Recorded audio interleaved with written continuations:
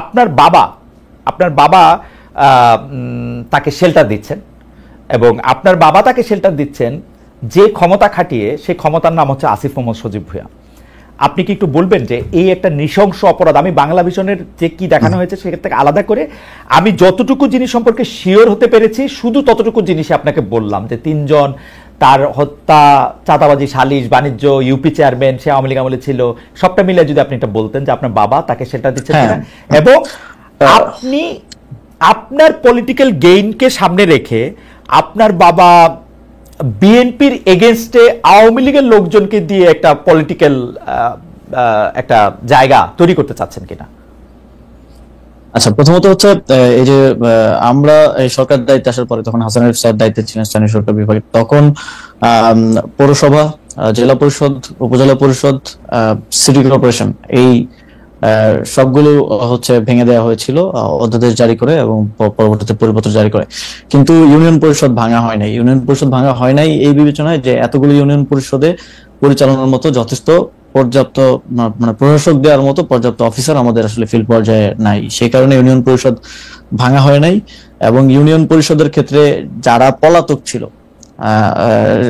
যেহেতু ভাঙা হয় নাই, অধ্যাদেশ পরিবর্তন হয় নাই, সেহেতু যে কাউকে যে কোনো সময় বের করে দেওয়ার সুযোগ নাই। যারা পলাতক ছিল তাদের ক্ষেত্রে স্পষ্ট উল্লেখ আছে 60 দিন স্টেশনে উপস্থিত না থাকলে তাকে বরখাস্ত করা যাবে। সেই প্রক্রিয়ায় অনেককে বরখাস্ত করা হয়েছিল। কিন্তু শিমুল বিল্লালের ঘটনা আমি পরবর্তীতে খোঁজ নিয়ে যতটুকু জেনেছি, তিনি স্বতন্ত্র প্রার্থী হিসেবে ইলেকশন করেছেন এবং তিনি 5 আগস্টের পরে পলাতক ছিলেন না একদিনের জন্য, তিনি স্টেশনেই ছিলেন। তো নিয়ম অনুযায়ী আসলে তাকে করা হয় নাই। এবং এই যে একটা রিপোর্টে বলা হয়েছে যে সব ইউনিয়ন পরিষদ চেয়ারম্যানদেরকে অপসারণ করা হয়েছে, এটা সম্পূর্ণ মিথ্যা। এই সংক্রান্ত ইউনিয়ন পরিষদ অধ্যাদেশ তখন করা হয় নাই, তখন অ্যামেন্ডমেন্টও করা হয় নাই এবং পরিপত্র জারি করা হয় নাই। ইউনিয়ন পরিষদগুলো আগের মতোই বহাল ছিল। শুধুমাত্র যারা পলাতক ছিল, স্টেশনে ছিল না, যাদের বিরুদ্ধে অনাস্থা এসেছে, আইন অনুযায়ী তাদেরকে অপসারণ করা হয়েছে। আপনি কি বলতে চাচ্ছেন যে জনাব শিমুল বিল্লাল আওয়ামী লীগের রাজনীতির সাথে জড়িত ছিলেন না? আওয়ামী লীগের রাজনীতির সাথে জড়িত ছিল কিনা আমি জানি না, তবে স্বতন্ত্র প্রার্থী ছিল এতটুকু আমি জানি। আচ্ছা, তিনি স্বতন্ত্র প্রার্থী হিসেবে নির্বাচনে জয়ী হয়েছেন যতদূর আমি জানি। এবং শেল্টারের বিষয় যেটা বলা হয় যে ওই যে একটা ছবি দিয়ে হচ্ছে বলা হয় যে শেল্টার দেওয়া হচ্ছে, ওই ছবিটা কিন্তু ওই ঘটনারও আরো অনেকদিন আগের, এবং ছবিটা দেওয়ার সময় খুব ক্লেভারলি ওই যে নিচে যে ডেট লেখা থাকে, অনেক ফোন দিয়ে ছবি তুলে ডেট লেখা থাকে, ওই ডেট এন্ড টাইমটা আসলে কেটে দেওয়া হয়েছে। আমার কাছে ডেট এন্ড টাইম সহ ছবিটা আছে। তো এখানে একটা পারসেপশন তৈরি করা হয়েছে এই জায়গা থেকে। তো ঘটনা আমি স্থানীয় প্রশাসন, পুলিশ সবার সাথে কথা বলে যতটুকু জেনেছি, এই ঘটনাটা যেদিন ঘটে এবং বাড়ির স্টেটমেন্টও আমি পেয়েছি যে যিনি ভিকটিম তিনিও বলেছেন যে আগের রাতে 2টায় ওইখানকার যিনি বিএনপির উপজেলা যুগ্ম আহ্বায়ক এবং ওই ইউনিয়ন পরিষদের সাবেক চেয়ারম্যান, তার বাসায় ওই বৈঠকটা হয়, যে বৈঠকে আসলে হত্যার বা হামলা করার সিদ্ধান্ত হয়েছিল। শাহ আলম, তিনি কিছুদিন আগে অ্যারেস্ট হয়েছেন। ওই বৈঠকে এখন যাকে আওয়ামী লীগের চেয়ারম্যান বলা হচ্ছে শিমুল বিল্লাল, তিনিও উপস্থিত ছিলেন। ওই বৈঠকে ওই ওয়ার্ডের মেম্বার উপস্থিত ছিল, ওই এলাকাবাসীর যারা মাথা আছে সবাই উপস্থিত ছিল। রাত 2টা বাজে বৈঠক হয়। এইটা কিন্তু হচ্ছে বাদীর স্টেটমেন্ট, আমার কাছে স্টেটমেন্ট অডিও রেকর্ড আছে। এটা বাদী নিজে বলছেন যে ওই বাসায় বৈঠক করে হত্যার সিদ্ধান্ত হয়।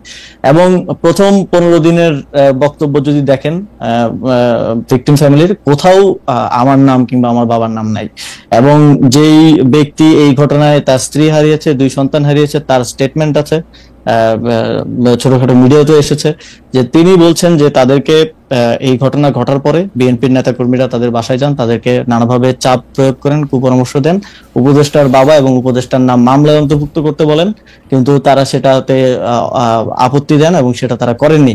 কিন্তু পরিবারের আরেকাংশকে এবং তার মেয়ের ব্যাপারে যখন আমরা বিভিন্নভাবে তার সাথে কথা বলার চেষ্টা করি, তিনি বলেন যে তার মেয়েকে তিনি আর সেই সময়ের পর থেকে পাচ্ছেন না, তার মেয়ে অন্য জায়গায় আছে। এবং এই যে বিভিন্ন ধরনের স্টেটমেন্ট, বক্তব্য, যেটা প্রথম 15 দিনে আসে নাই। আপনি তো যে কোনো ক্রাইমের ইয়ার ক্ষেত্রে যদি আপনি ভিকটিমের বক্তব্য নেন, তাহলে তো আপনার ফার্স্ট বক্তব্যটা বিশ্বাসযোগ্য হওয়া উচিত, যেটা পরবর্তীতে তাদেরকে। এবং এরকম হতে পারে জনাব ভুঁইয়া, এটা কি এরকম হতে পারে যে প্রথম দিকে আপনার ভয়ে তারা সত্যি কথা বলতে পারেন নাই?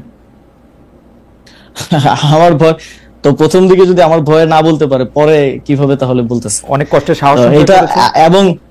এবং না, এখানে যদি যার স্ত্রী মারা গেছে, যার 2 সন্তান মারা গেছে এবং উনি সেখানে থাকলে উনিও হয়তো মারা যেতে পারতেন। তিনি বলছেন যে তাদেরকে চাপ প্রয়োগ করা হয়েছে। এই ভিডিওটা আছে, আমি প্লে করে আপনাকে শোনাতে পারি। যে তাদেরকে চাপ প্রয়োগ করা হয়েছে, তাদেরকে কুপরামর্শ দেওয়া হয়েছে যেন তারা আমাদের নাম অন্তর্ভুক্ত করেন, কিন্তু তারা সেটা প্রাথমিকভাবে রিফিউজ করেছেন। ওকে, তার নিজের স্টেটমেন্ট আছে। ওকে, আমার মনে হয় যে আমরা আরেকটু অন্য জায়গায় যাই।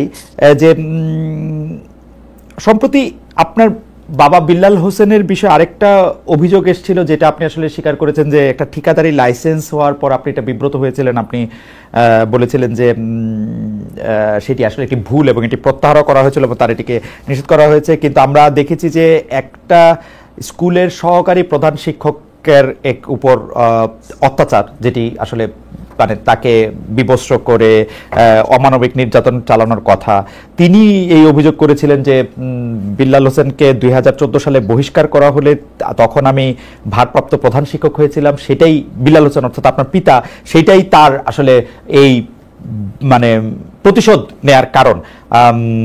এইটা সম্পর্কে আপনি একটু কিছু বলবেন যে এইটার বিষয়টা কি? হ্যাঁ ভাই, প্রথমত ওই রিপোর্টে তো খুব সুন্দর করে দেখানো হয়েছে, কান্নাকাটি সহ ইমোশন দিয়ে ইয়া করা হয়েছে। তো আমার কাছে এখানে পেপারেই আছে যে এই যে বহিষ্কারের কথা যেটা বলা হচ্ছে, এটা হচ্ছে বাবার স্বাক্ষর নকল করে, এবং হাইকোর্টের ভার্ডিক্ট আছে যে এই স্বাক্ষরটা নকলকৃত, এটা টেকনিক্যাল অ্যাসেসমেন্ট করে ভার্ডিক্ট দেওয়া হয়েছে।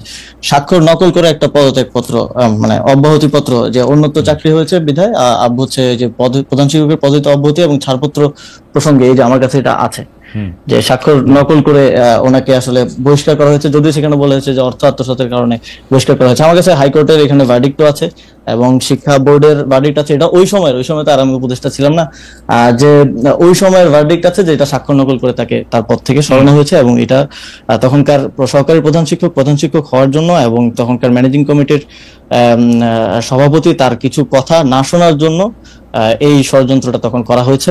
এবং আমার কাছে এই তখন, এবং এই যে শিক্ষারানী যার কথা বলা হচ্ছে, তিনিও 4 বার বহিষ্কৃত হয়েছেন, 4 বার, একবার না 4 বার, এবং 4 বারের মধ্যে 3 বারই ওই সময়কার যিনি ম্যানেজিং কমিটির ডিরেক্টর মানে সভাপতি মোহাম্মদ আলী দ্বারা 3 বার তিনি ইয়া হয়েছেন। পরবর্তীতে তাদের মধ্যে বোঝাপড়া হয়েছে এবং তারা বাবার বিরুদ্ধে এটা করেছে, যদিও হাইকোর্টের রায় একবার না, যখন শিক্ষা বোর্ড আব্বুকে পুনর্বহাল করলো ওরা সেটা মানলো না। আপনার কাছে কি মনে হয় যে এই যে একটা ষড়যন্ত্র বা আপনি যেটাকে বলছিলেন যে এইভাবে সাজানো গোছানো জিনিস, এটার কারণ কি? জনাব বিল্লাল সাহেব কি রাজনীতিতে ওখানে সক্রিয়, নাকি তিনি রাজনীতি করবেন, নাকি আপনি উপদেষ্টা হওয়ার পরে আপনার এই জায়গার শত্রু বেড়েছে বলে আপনি মনে করেন? এটা আমি মুরাদনগরের বিষয়ে যদি বলি, মুরাদনগরের ইয়াটা ছিল নির্বাচন করা কিংবা রাজনীতি করার জায়গা থেকে না। কারণ মানে আমি যদি রাজনীতি করিও, আমার মানে রাজনীতির সেন্টারটা মুরাদনগর হওয়াটা আমার জন্যই আরো নেগেটিভ। কারণ যোগাযোগ থেকে শুরু করে সময়, কারণ আমি পলিটিক্স করলে আমি ন্যাশনাল জায়গা থেকে, ন্যাশনাল অ্যাপ্রোচ থেকে করবো, আমি তো স্থানীয় পর্যায়ের নেতা হিসেবে রাজনীতিটা করবো না। তো সেই জায়গা থেকে আমার জন্য তো ঢাকা সুইটেবল পজিশন। তো আমি মুরাদনগরে মূলত আমার ইয়া ছিল যে, আপনি জানেন যে বিগত আওয়ামী লীগের সময়ে কুমিল্লার যে অঞ্চলগুলো বিশেষ করে বিরোধী পক্ষের বিএনপি বা জামাত অধ্যুষিত, সেই অঞ্চলগুলোতে উন্নয়ন কার্যক্রম হয় নাই বললেই চলে। এবং আমার এখানে আমি এসে দেখলাম যে অনেকগুলো কাজ স্যাংশন হয়ে আছে, বরাদ্দ আছে, কিন্তু সেগুলোর কাজগুলো আসলে শুরু করা হয় নাই ওই আঞ্চলিক বৈষম্যের কারণে। আমি সেই কাজগুলা আসলে করতে চাইছি এলাকায়, এবং ওই সংক্রান্ত যেই কার্যক্রম সেটার সাথে ঠিকাদারি নিয়ে মানে ঠিকাদারি সংক্রান্ত টাকা পয়সা, ঠিকাদারি সংক্রান্ত কিছু না এখানে। আসলে যেই লাইসেন্সটা বাবা করেছিলেন সেটা ছিল জেলা পর্যায়ের একটা লাইসেন্স। এটা মানে অত বড় লাইসেন্সও না, যেটা আসলে এক্সিএন কর্তৃক মানে জেলা ইঞ্জিনিয়ার যিনি থাকে স্থানীয় সরকার, তিনি এটা দিয়েছেন, এবং সেটা আমি অবগত ছিলাম না। রিপোর্ট করার আগে আমাকে সায়ের ভাই নক দিয়েছিলেন যে এরকম একটা বিষয় আমি পাইছি, এইটা তুমি জানো কিনা। পরে আমি খোঁজ নিয়ে জানলাম যে এটা সত্য, এবং আমি ওনাকে বলার পরে উনি রিপোর্ট করলেন, পরের দিন যথারীতি আমি সেটা, যেহেতু আমি এখানে দায়িত্বে থাকা অবস্থায় এটা স্বার্থের সংঘাত হয়, সেই জায়গা থেকে এটা ইয়া করা। কিন্তু এটা যদি আমার বাবা না হয়ে অন্য যে কেউ করার, তো এটা তার স্বাধীনতা আছে, যে কোনো ব্যক্তি হিসেবে তো ব্যবসা করার স্বাধীনতা আছে। কিন্তু আমি এখানে দায়িত্বে থাকা অবস্থায় এটা অবশ্যই স্বার্থের সংঘাত। যদিও আমাদের দেশে কোনো এমপি মন্ত্রী স্বার্থের সংঘাতকে কোনো অপরাধ বা ইয়া হিসেবে বিবেচনা করে কিনা আমি জানি না। কারণ আপনি যদি এখনো দেখেন, আপনাদের প্রধান উপদেষ্টা করেন না, তিনি গ্রামীণের নামে অনেকগুলি জিনিস নিয়েছেন যেটা উনি পরে নিলেও পারতেন, নিজের ইয়াও বাদ দিয়েছেন অনেকগুলা, নিশ্চয়ই আপনার আলোচনা করেন, সেটা ভিন্ন প্রসঙ্গ। তবে আমি সেটাকে কোনোভাবেই ইয়ে করে নেই, প্রশ্রয় দিই এবং সেটা আমরা কিন্তু বাতিল করেছি সাথে সাথে, এবং আমি বাবাকে বুঝিয়েছি। এবং তার ওই ঘটনার পর থেকেই মোস্টলি গত 5 মাস বাবা আমার বাসায় আছেন। উনি স্কুল থেকে ছুটি নিয়েছেন 6 মাসের, যে স্কুলে উনি প্রধান শিক্ষক, সেখান থেকে ছুটি নিয়ে বাসায় আছেন। আমি বুঝিয়েছি উনি বাসায় থাকছেন, যেহেতু বাইরে গেলে নানা ধরনের বিতর্কে জড়ানোর একটা চেষ্টা আছে। এবং খালেদ ভাই, আমার কাছে এই যে রিপোর্টটা হয়েছিল, সেই রিপোর্টের সব পেপার একদম এভিডেন্স সব আমি একদম নিয়ে বসছি। ওকে, সময় হবে না ইয়া করা। না, অবশ্যই সময় হবে। আমি এটা নিয়ে কথাও বলতে চাই, কিন্তু দুটো বিষয় আপনার একটু প্রশ্ন আছে। আমি প্রথম কথা হচ্ছে যে আপনি এটা একদম পরিষ্কার করেছেন যে মুরাদনগর বা স্থানীয় রাজনীতির ক্ষেত্রে আপনি নিজেকে রাখতে চান না। স্থানীয় এলাকায় এমপি হওয়াটা সেটা আপনার জন্য নানা কারণে এটা এখন কঠিন। তো এইটি তো মোটামুটি পরিষ্কার, আপনি রাজনীতিতে এলেও আসলে মুরাদনগর থেকে আসলে নির্বাচন করার ব্যাপারে আপনার কোনো ইচ্ছা নাই। সেটি আসলে মূলত ওই এলাকায় যে কাজ বা উন্নয়ন কর্মকাণ্ডের মধ্যে থেকে আসলে ভাগবাটোয়ারা নিয়ে এটা হইতেছে, এটা একটা পরিষ্কার বিষয়। দ্বিতীয় জিনিসটা, আপনি যেভাবে বলতেছেন এবং যে এভিডেন্সগুলো এখন আপনার হাতে আছে, সেই ক্ষেত্রে আপনি এটা আদালতে ট্রাই করবেন কিনা, যেসব অভিযোগগুলি করা হয়েছে আপনার বিরুদ্ধে বা যারা আপনার বিরুদ্ধে অভিযোগ করেছেন, যারা আপনার বাবার বিরুদ্ধে অভিযোগ করেছেন, ব্যাপারটা আপনি আদালতে তুলবেন কিনা? হ্যাঁ, প্রথমত কেউ লিগ্যাল কোনো অভিযোগ তো করেন নাই, এখানে ডিফেমেশন করা হয়েছে এবং এক ধরনের পারসেপশন তৈরি করা হয়েছে, সোশ্যাল জাস্টিস হয়েছে আর কি, এক ধরনের আপনি ডিফেমেশন শুট করবেন কিনা, মানে এর চেয়ে অনেক ছোট কারণে অনেক ডিফেমেশন শুট।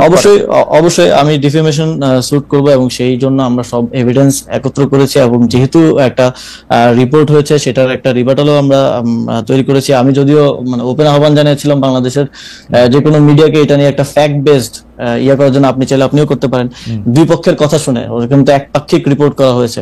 দুই পক্ষের কথা শুনে আমাদের কাছে যে এভিডেন্স আছে এগুলো নিয়ে জনবিশ্বাস একরকম, মানে এটাকে কি বলে, একরকম চ্যালেঞ্জই আমি বলবো। তিনিও তরুণ, প্রায় আপনার থেকে একটু বড় অবশ্য, কিন্তু তিনিও তরুণ, তিনিও একরকম চ্যালেঞ্জ জানিয়েছেন। তো আমরা মনে করি যে এইসব বিষয়গুলি নিয়ে যদি কোনো ডিসপিউট হয়, সেটা আদালতেই এটার মীমাংসা করা উচিত। এবং সেই ক্ষেত্রে নিশ্চয়ই আপনি উপদেষ্টা, সেই জন্য আপনি কোনো বাড়তি প্রভাব আপনার থাকবে সেটা আমরা মনে করি না। আমরা মনে করি আদালতেই এটির সমাধান হওয়া উচিত, যদি এরকম করে। অবশ্যই আমি উপদেষ্টা হয়ে যাই হয়ে আমার তো মানে বিচার চাওয়ার অধিকার আছে, তো সেই জায়গা থেকে এটা আমরা আইনি ব্যবস্থা নিব এবং সেই জন্য প্রয়োজনীয় সকল ডকুমেন্ট